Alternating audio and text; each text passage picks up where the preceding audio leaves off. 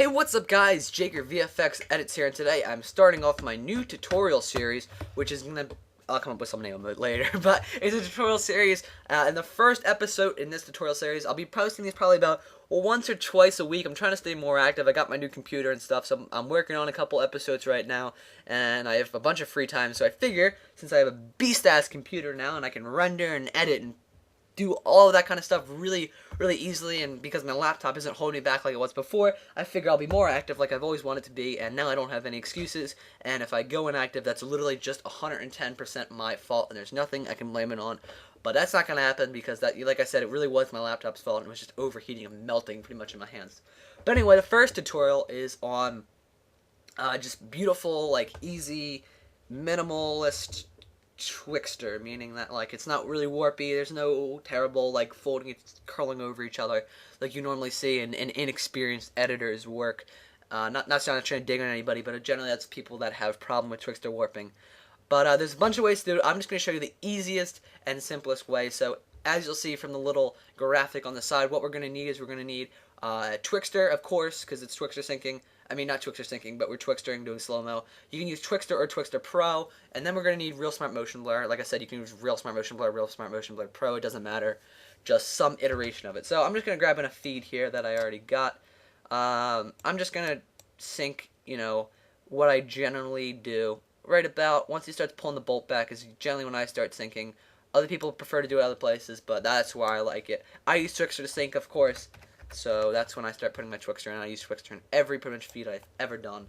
And if you've seen none, my last edit I did, you can see, I'll probably put a little picture-in-picture up there on the top, how good and smooth the Twixtor looked without any warping. And that's because of what I did right here.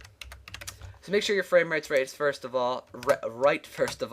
That is a big mistake a lot of people make. Go to where you're going to start. I'm going to start when he pulls back the bolt. Keyframe the speed. Use page down on your keyboard. Go ahead, maybe 4 or 5 frames.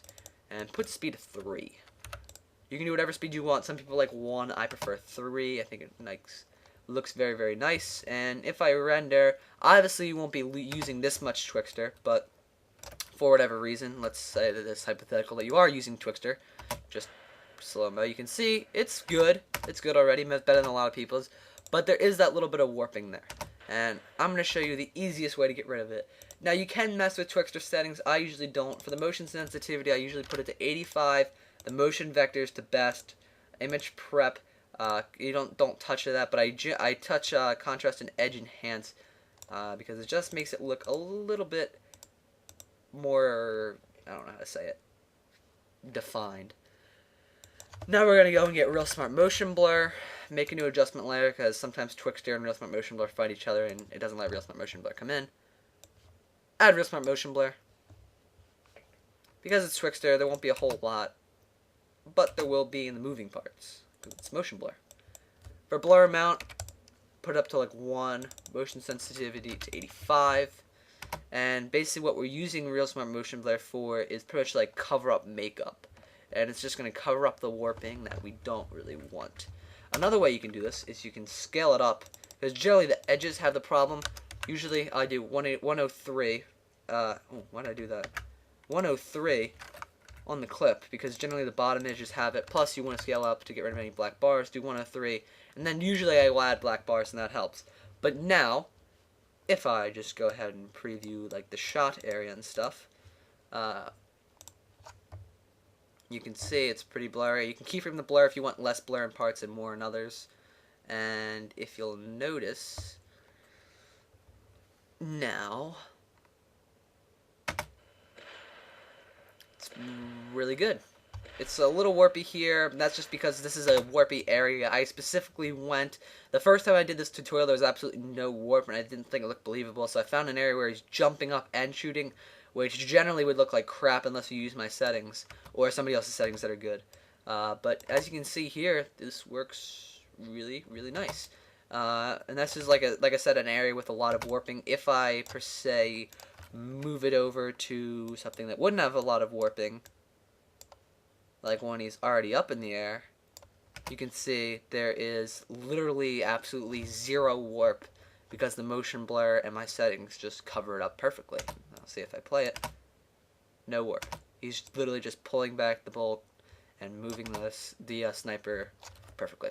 So anyway, guys, if this helped, remember to subscribe, like, favorite, and comment. I'm trying to get my daily views up, trying to go for that partnership. I know it's unlikely, but can't hurt to try.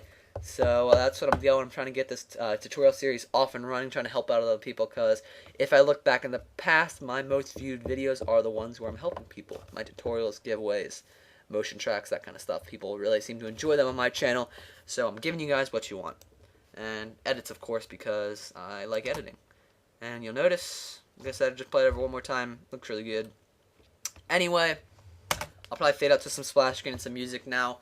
The music in the background I'm using is Love Is All I Got by Feed Me and Crystal Fighters. Great song. Feed Me is a great artist. He releases through Mousetrap, and Mousetrap is generally on copyright. So you can go ahead and use it in the back of your episodes and montages and such. So that's it, guys. Remember to like, favorite, comment, and subscribe, all that good stuff, and you can get the rest from the splash screen. See you guys later. Love is all I got. I can't live with everything I've lost, because love will come to save us. So save us.